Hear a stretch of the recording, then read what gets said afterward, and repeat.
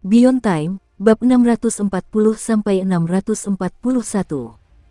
Untuk melihat video selengkapnya, sahabat bisa kunjungi playlist yang telah Sabta Novel sediakan. Yuk mari, kita berimajinasi bersama dan masuk ke alur ceritanya.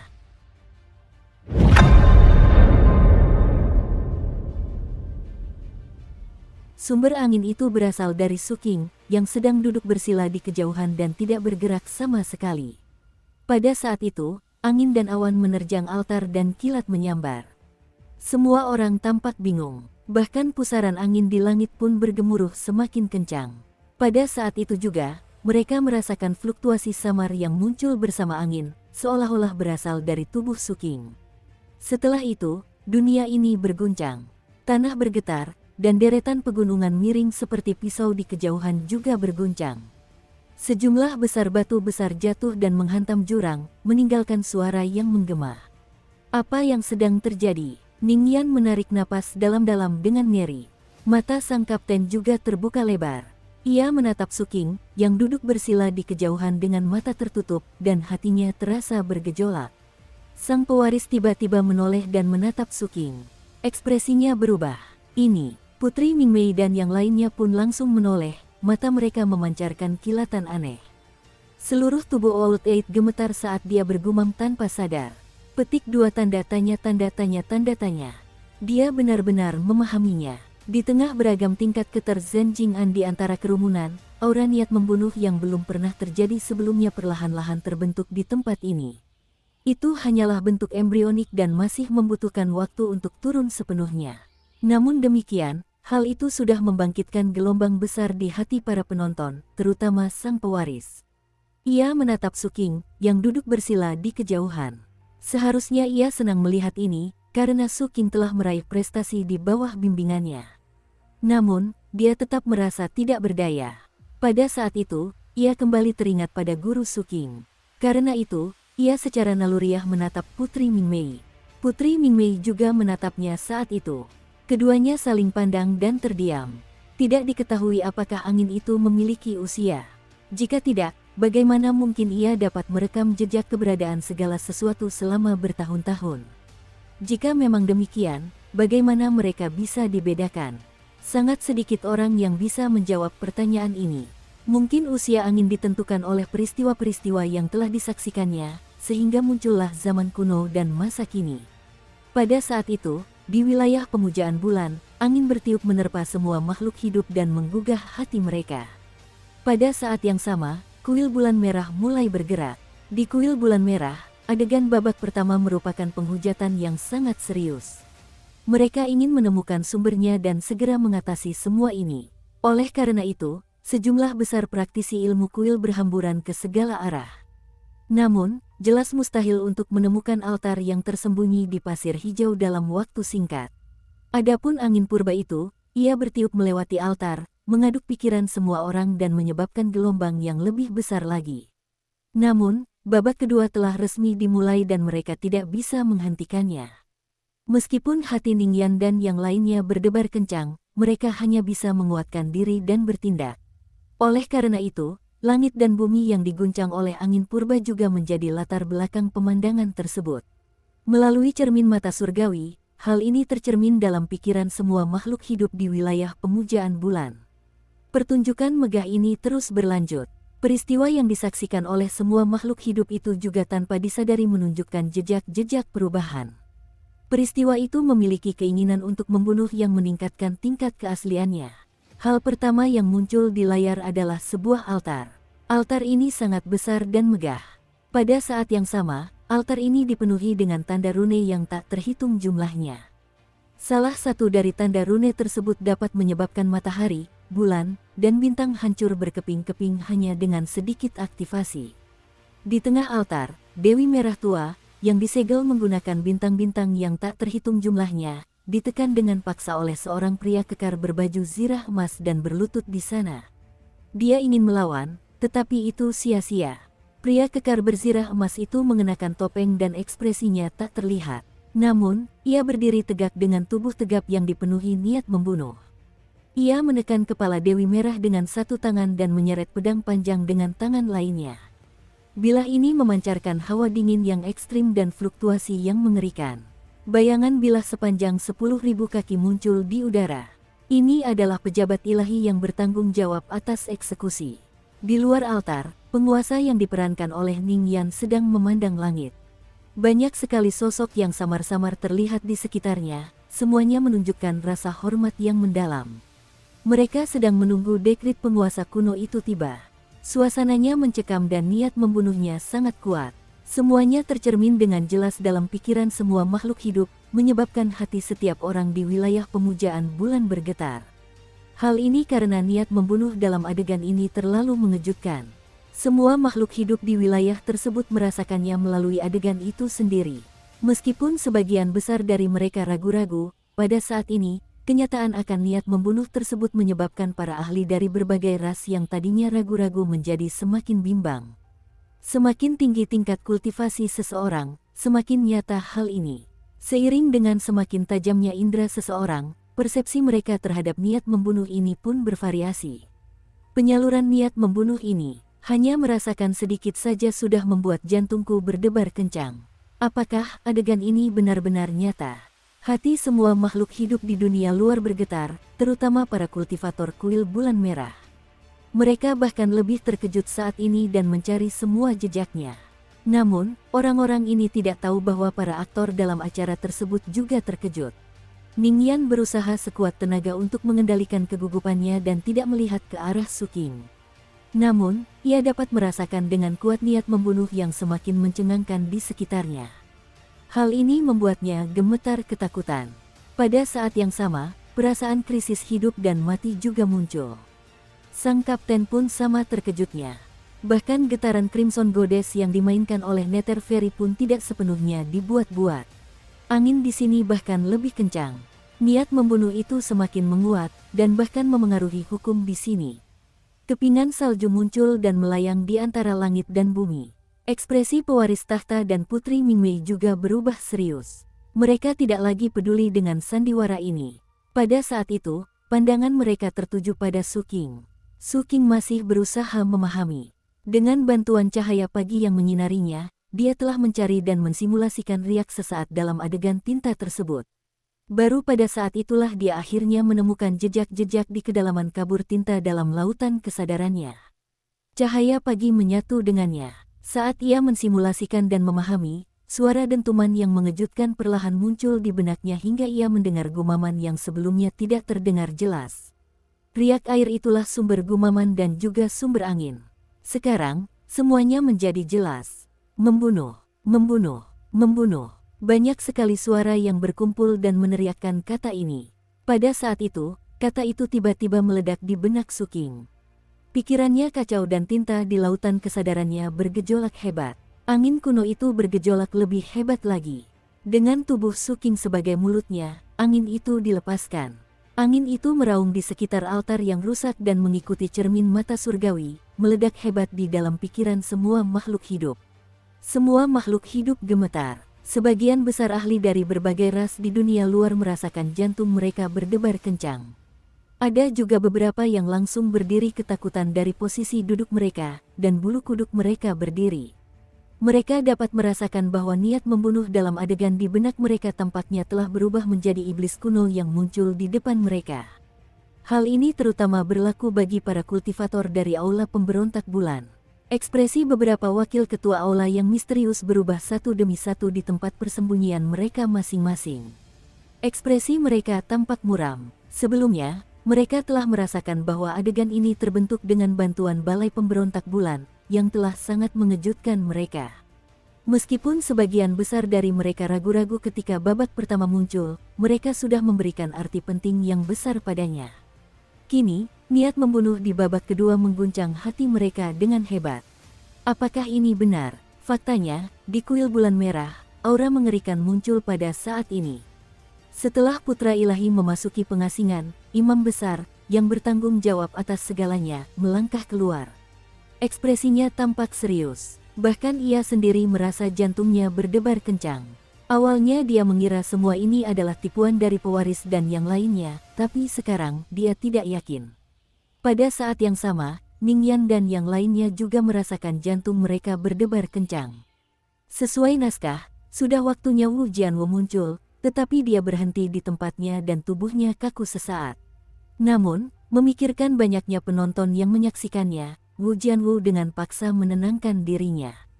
Mengenakan jubah kekaisaran dan mahkota, sosoknya perlahan muncul di langit tempat kejadian, mengawasi bumi. Ia bertukar pandangan dengan penguasa yang diperankan oleh Ningyan. Pada saat ini, tidak perlu baginya untuk menampilkan aura yang mengintimidasi. Bumi bergetar, gunung-gunung bergetar, langit bergemuruh, dan semua perubahan yang disebabkan oleh niat membunuh yang berkobar secara alami berubah menjadi hiasan terbaik. Sebelumnya, pewaris dan yang lainnya adalah orang-orang yang menambahkan semua efek tersebut. Namun, sekarang, mereka tidak lagi memperhatikan tindakan itu. Mereka semua menatap Su Qing. Kenapa dia belum bangun juga? Sang pewaris merasa bingung. Namun, karena pemahamannya terhadap Su Qing, dia tidak mengatakan hal itu. Dia percaya bahwa kakek ke-8 akan mengatakannya. Kenapa anak ini belum bangun juga? Dia sudah berhasil memahami. Gumam Old Eight memang terdengar seperti yang diharapkan oleh sang pewaris. Dia masih dalam proses memahami. Niat membunuh bukanlah batas kemampuannya. Setelah mendengar perkataan Old Eight, sang pewaris berbicara dengan tenang. Putri Mingmei mengangguk sedikit. Si ke-8 tua mencibir dan menatap mereka. Kenapa kalian semua memasang ekspresi seolah-olah tahu ini akan terjadi, padahal kata-kata kalian sebelumnya sama sekali tidak seperti ini? Terlalu dibuat-buat, apa kalian pikir aku bodoh? Putri Mingmei memasang wajah tanpa ekspresi. Dengan lambaian tangannya, tubuh si tua 8 langsung terlempar jauh oleh kekuatan yang luar biasa. Otak si ke-8 mungkin tidak rusak akibat pemukulan, kemungkinan besar otaknya sudah rusak sejak lahir. Sang pewaris setuju, begitu pula saudari ke-5. Pada saat itu, pandangannya menyapu melewati Su Qing dan dia berbicara dengan suara rendah. Aku menantikan untuk melihat, setelah memahami niat membunuh dari platform pembunuh dewa, tingkat apa yang dapat dia capai dalam wawasan selanjutnya. Pada saat yang sama, dalam lautan kesadaran Su Qing, di bawah gejolak yang hebat ini, niat membunuh dalam tinta juga menyebar ke seluruh tubuh Su Qing. Su Qing gemetar dan gelombang rasa sakit yang hebat menyebar ke seluruh tubuhnya. Namun, saat ini, ia tak lagi terpikir untuk membuka matanya. Pikiran untuk menyelidiki sumber rasa sakit yang hebat itu pun tak terlintas di benaknya. Ia terus duduk bersila dan tenggelam dalam perenungan. Dia sedang menunggu adegan gelap gulita di lautan kesadarannya untuk terbentuk. Inilah tujuannya. Fluktuasi niat membunuh yang samar itu ditangkap dan dilepaskan olehnya. Kemudian, tempat kejadian itu tidak akan hancur lagi. Pada saat itu, tinta dan warna pelangi menyatu dan sebuah pemandangan perlahan terbentuk. Langit dalam adegan itu terbelah menjadi dua. Bagian putih berubah menjadi biru dan bagian hitam berubah menjadi merah. Di langit biru, sesosok raksasa agung berdiri tegak, mengenakan jubah kerajaan, diselimuti awan keberkahan yang menutupi wajahnya tetapi tidak dapat menyembunyikan dominasi luar biasa yang terpancar darinya, yang mampu menaklukkan zaman. Saat pandangannya menyapu, waktu berbalik, dan dengan setiap tarikan napas, segala sesuatu kembali menjadi ketiadaan. Di langit merah, tampak pula sesosok besar yang samar-samar terlihat, seorang wanita dengan rok panjang berwarna merah. Penampilannya biasa saja, tetapi matanya dalam, seolah menyimpan langit berbintang. Di dalamnya, seseorang dapat menyaksikan kelahiran galaksi dan kepunahan gugusan bintang. Di balik gaunnya, ternyata tidak ada kaki, sebagai gantinya, terdapat tentakel yang tak terhitung jumlahnya, membentang di langit merah. Di dalam setiap tentakel, sebuah bintang tergulung dengan jelas. Fluktuasi kekuatan ilahi melonjak ke langit. Li Zihua, aku tidak menyangka kaulah yang datang untuk menghentikanku menjadi dewa. Bos sedang sakit. Sosok tinggi itu berbicara dengan suara serak. Wanita itu terdiam. Setelah sekian lama, dia bergumam pelan. Apakah kamu ingat laguku? Saat dia bergumam, sebuah lagu bergema di seluruh dunia. Sebagian berubah bentuk dengan bebas dan melayang, mengejar angin dan menerobos ombak di sepanjang jalan.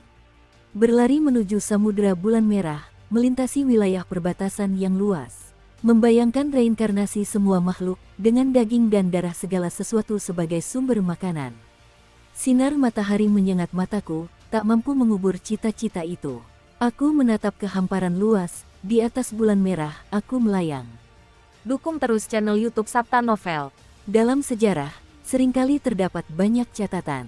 Karena berbagai alasan, motif tertentu, atau sebab akibat, beberapa individu cenderung menyembunyikan adegan yang tidak mereka sukai. Setelah memodifikasi dan menyesuaikannya, mereka menyebarkan versi yang telah diubah tersebut. Dan seiring waktu berlalu, kebenaran yang sebenarnya secara bertahap menjadi tidak diketahui oleh orang-orang. Sebagai contoh, adegan yang ditonton Su Qing tidak dapat dilihat oleh orang lain.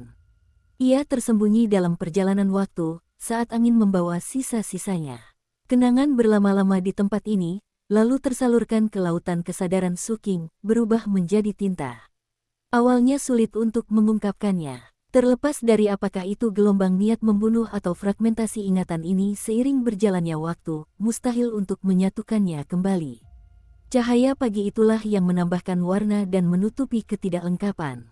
Baru kemudian secara bertahap terungkap dan tersingkap sejarah tersembunyi ini dalam persepsi Su Qing. Dia menatap tubuh penguasa dan sosok Dewi Merah, mendengarkan kata-kata sang penguasa dan nyanyian sang dewi.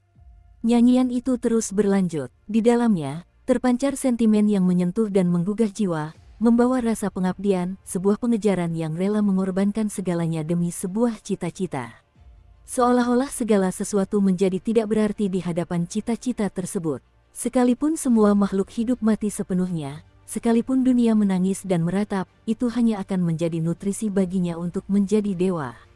Ini tidak penting. Terlepas dari apakah itu sosok di langit biru atau siapapun, hal itu tidak bisa menghapus keinginannya untuk menjadi dewa. Dia ingin menjadi dewa dan berdiri di atas bulan merah. Untuk itu, dia akan melakukan apapun yang diperlukan. Visualnya bergelombang sebagai respons terhadap melodi yang bergema, gelombang naik dan turun di dalamnya, akhirnya menenggelamkan semua figur dan memudarkan semua suara ke dalam kekaburan yang samar. Napas Su Qing menjadi lebih cepat, dan tubuhnya yang duduk menunjukkan gerakan dada yang berirama. Terbenam dalam lautan kesadaran mentalnya, ia mendapati dirinya tidak mampu membedakan peristiwa selanjutnya yang terjadi dalam visual yang kabur atau mendengar suara yang bergema sepanjang waktu. Pemandangan dalam lautan kesadarannya berubah dari biru menjadi putih, dan dari merah menjadi hitam. Mereka saling berjalin dan kembali menjadi tinta. Lagi pula, pemulihan dari cahaya pagi itu tidak sempurna. Oleh karena itu, segala sesuatu yang terjadi setelah itu menjadi kabur. Itu seperti gambar abstrak yang tidak bisa dilihat secara langsung dan hanya bisa dirasakan. Su Qing tidak memilih untuk bangun. Dia terus menenggelamkan pikirannya ke dalam lautan kesadarannya untuk merasakan lukisan yang kabur ini. Dalam lukisan itu, putih dan hitam bertabrakan. Air dan tinta berputar dan Su Qing seolah melihat langit. Di tengah hamparan putih, terdapat langit biru. Su Qing bergumam. Dia juga melihat tanah. Tanah hitam itu tertutupi oleh darah merah. Langit dan bumi tampak terhubung. Apakah itu sebuah altar? Ekspresi Su Qing menjadi kosong. Dia benar-benar lupa apa yang terjadi di luar dan mengabaikan segalanya. Pada saat itu, seluruh hati dan perasaannya tercurah pada tinta. Lambat laun, altar yang dilihatnya menjadi semakin jelas. Namun, ini sebenarnya hanyalah ilusi persepsi.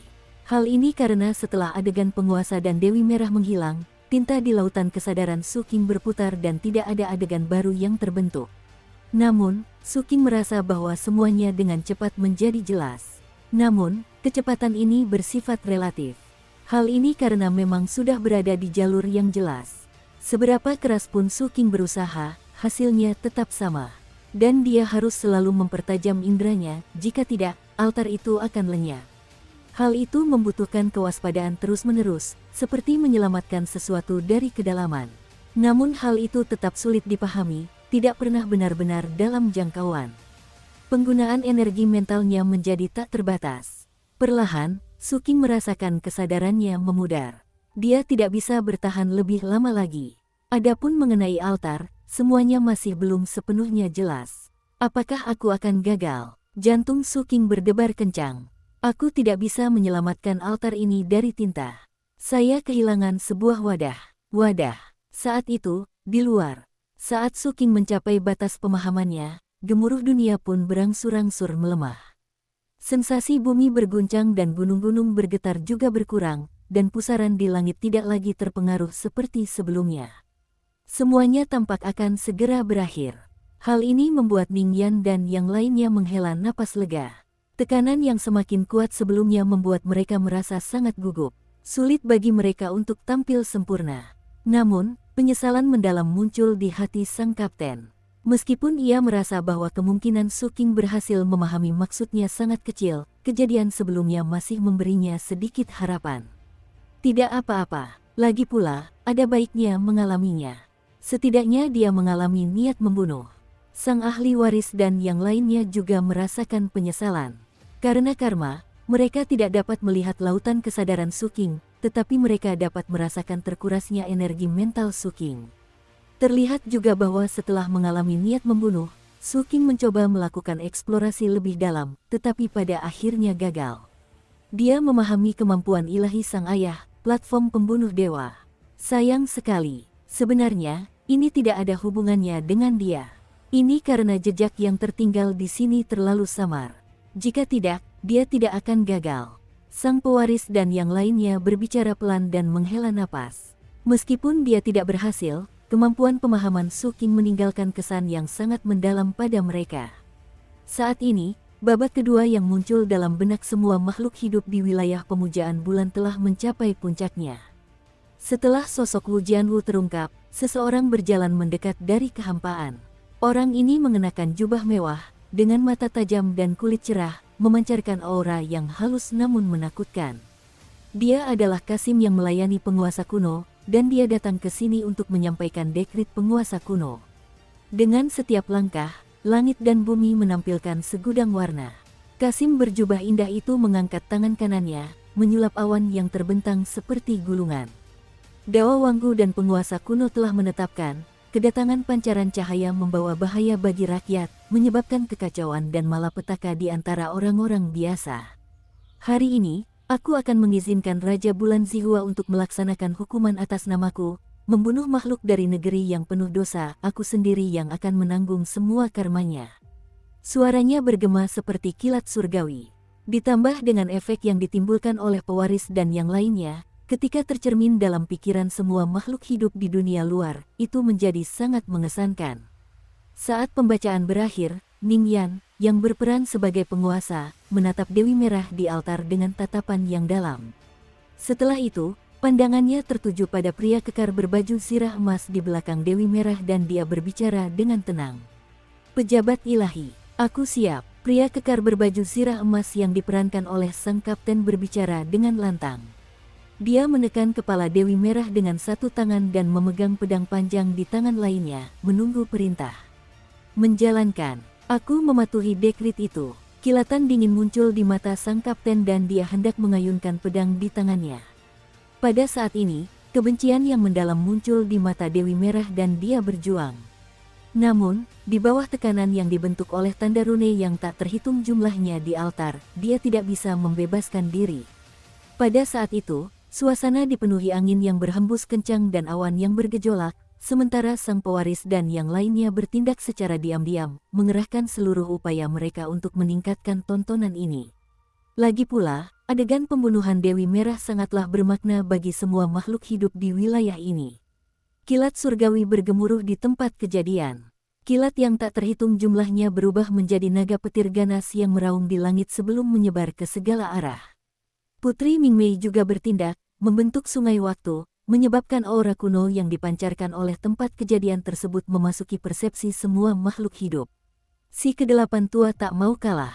Suaranya menyatu dengan kilat surgawi dan berubah menjadi fluktuasi emosi, menyebabkan emosi semua karakter meningkat tajam pada saat ini. Akhirnya, sang pewaris bertindak. Matahari dan bulan terbit di tengah kilat dan bintang-bintang yang tak terhitung jumlahnya bersinar seiring waktu berlalu. Ada juga kehendak samar dao surgawi yang turun dari langit, seolah-olah menyaksikan momen ini. Seluruh suasana di sana terasa megah dan mengintimidasi. Saat semua orang melihat pemandangan ini, jantung mereka sepertinya berdebar kencang. Sang kapten mengayunkan pedang panjangnya di tengah-tengah hiasan itu. Cahaya pedang itu berkedip dan memantulkan kilat, mengandung matahari, bulan, dan bintang. Pedang itu membawa aura kuno yang membangkitkan emosi semua makhluk hidup dan akan segera turun. Mata peri Nether memperlihatkan kebencian yang mengerikan dan hendak mengucapkan kalimat terakhirnya. Namun, saat ini, terjadi perubahan drastis. Langit berubah warna dan bumi bergetar. Suara gemuruh yang dahsyat terdengar dari langit, seperti raungan binatang purba yang mengguncang laut dan sungai. Langit langsung terbelah dengan suara gemuruh, memperlihatkan sejumlah besar retakan yang kemudian runtuh lebih jauh. Banyak sekali batu besar berjatuhan dan menghantam tanah. Pada saat yang sama, cahaya dingin samar-samar terlihat di langit. Tanah berguncang dan hancur berkeping-keping, membentuk lubang-lubang besar yang tak terhitung jumlahnya. Bahkan memicu badai yang menyapu segalanya. Tidak hanya itu, tetapi ada juga niat membunuh yang mengerikan yang melambung tinggi. Semua ini secara langsung melampaui efek visual yang ditampilkan oleh sang pewaris dan yang lainnya. Sebelumnya, semua makhluk hidup di wilayah pemujaan bulan sudah sepenuhnya terfokus di bawah pengaruh pewaris dan yang lainnya. Sekarang, dengan munculnya niat membunuh yang tiba-tiba ini, mereka langsung kehilangan suara karena ngeri dan berteriak tanpa henti. Niat membunuh itu bahkan lebih kuat dari sebelumnya. Niat itu meledak di hati mereka dan berubah menjadi gelombang dahsyat yang mengaduk jiwa mereka. Semua orang di tempat kejadian sama-sama terkejut. Wajah Nether Fairy langsung memucat. Perasaan akan kematian terasa sangat intens. Ia jelas memiliki tubuh yang abadi, tetapi saat ini, ia merasakan kematian lebih dekat dari sebelumnya. Aku benar-benar akan mati. Dia berjuang dengan sekuat tenaga. Pedang sang kapten juga berhenti sejenak saat pikirannya berkecamuk. Ning Yan, Wu Jianwu, dan Li Yufei bahkan lebih terguncang. Sang pewaris dan yang lainnya menatap Su King secara bersamaan. Mereka semua terharu. Pada saat itu, sebuah botol muncul di lautan kesadaran Su King. Dia memang tidak bisa menemukan altar dalam lukisan tinta itu, tetapi dia menyadari bahwa dia membutuhkan wadah, jadi dia memantulkan botol waktunya di lautan kesadarannya. Dia menggunakan botol ini untuk menampung tinta. Yang ingin dia lakukan bukanlah mengambil semuanya.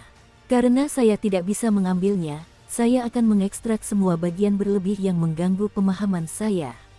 Tinta itu langsung menuju botol waktu. Saat tinta mengalir masuk dengan cepat, Su King dapat merasakan bahwa altar itu benar-benar telah berubah menjadi lebih jelas. Semua ini tidak memakan waktu lama. Dengan konsentrasi penuh Su King, sebagian besar tinta menghilang dalam sekejap mata. Adapun bagian yang tersisa, itu diubah menjadi altar khusus. Penampilan altar itulah yang menjadi asal mula perubahan di luarnya. Pada saat itu, suasana di luar sangat mencekam. Langit runtuh dan tanah hancur berkeping-keping. Saat pusaran di langit bergemuruh, dunia ini mulai runtuh. Suara yang memekakkan telinga itu bergema jauh dan luas, mencapai setiap sudut. Bersamaan dengan itu, rintangan pertama yang dilewati Su King dan kelompoknya ketika mereka tiba di tempat ini, deretan pegunungan menjulang tinggi yang kini miring ke langit, kini runtuh dalam skala besar. Setelah banyak bebatuan yang membentuk pegunungan itu runtuh, pancaran dingin yang tersembunyi di dalamnya menjadi semakin jelas, memperlihatkan bentuknya yang utuh. Itu adalah sebatang daun hijau yang sangat besar.